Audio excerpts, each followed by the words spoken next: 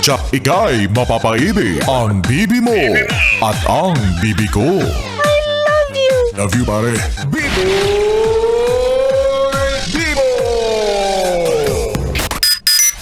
Yes, friend! Magpasalamat tayong lahat dahil sa wakas, Huwebes na. Kumbaga, ilang araw na lang ay makakamtan na natin muli ang inaasam-asam nating pahinga. Yes! Diba? Tapos next week, marami sa atin ang wala ng pasok.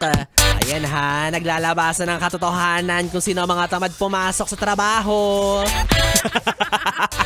Yung tipong pala avail ng holiday. Sabi nila, anong pakialam ko sa double pay? Marami akong pera. Hindi ko kailangan yan. Ang kailangan ko pahinga. Yes. Yabang. Oo, kasi ako, dati gusto kong magkatrabaho para may panggala ako.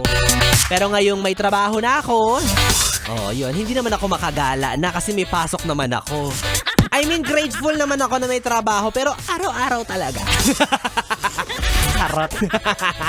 O siyempre, dapat araw-araw talaga ang trabaho.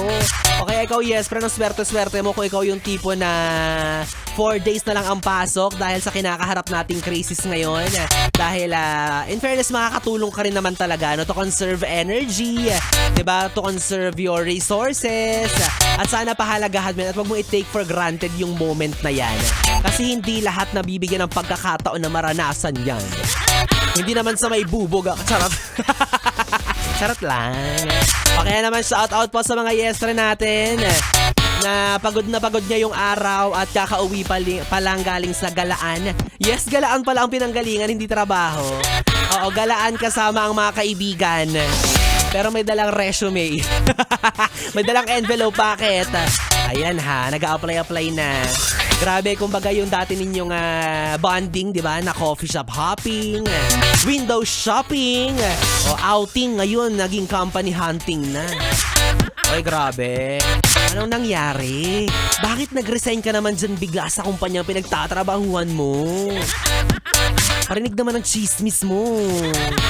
Diba, hindi hintay pa natin yung sweldo. Bakit naman umalis na agad? Pero gets kita ha.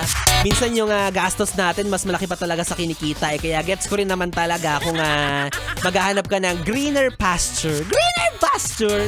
O sa panahon nga ngayon sa hirap ng buhay, dapat greenest pasture na hinahanap natin. Diba? Kaya naiintindihan ko yung mga yes friend natin na palipat-lipat ng trabaho, oo. Yung hindi daw nila kayang mag-settle for less, yes! Diba? Kaya patuloy sila sa pag-explore at paghahanap ng iba't ibang kumpanya. Oo nga naman, diba? Magpapakapagod, magpapakaulila ka na rin lang. Dapat doon ka na sa kumpanya na nang mumudmud ng pera. Saka sa kumpanya na yung mga empleyado hindi intrimitida, hindi nakakairita. Doon ka. Doon ka sa may peace of mind. O kasi minsan aminin ninyo kahit gaano nyo kagusto ang isang kumpanya, kahit gaano nyo kamahal yung trabaho ninyo, basta may isang bida-bida. Yun talaga yung nakakawala ng gana. Oo, hindi rason yung layo ng opisina ninyo, hindi rason yung liit ng sweldo, pero mapaparesign ka talaga dahil sa stress mo sa katrabaho mo.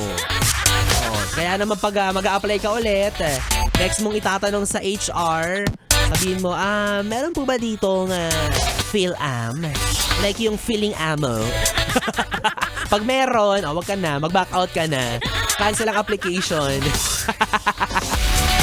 Ay, nako, sa yes, kung ikaw ay kasalukuyang naghahanap ng bago mong mapapasukan, go mo lang yan, ha? Support kita dyan. Pasukin mo lahat ng pasukin. Huwag yung illegal, ha? Baka sabihin mo, si B-Boy kasi, sabi niya pasukin ko lahat ng pasukin. Ay, bala ka, piliin mo rin. Kaya ka na tatanggalan ng trabaho minsan kasi kung ano ginagawa mo. Sinisis siya.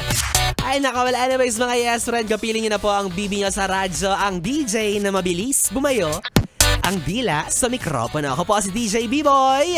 B-Boy na pwede mong makatabi hanggang mamayang alas 12 dito sa istasyong No Problem, ang 101.1 Yes FM. Solid. Oras natin 9:39.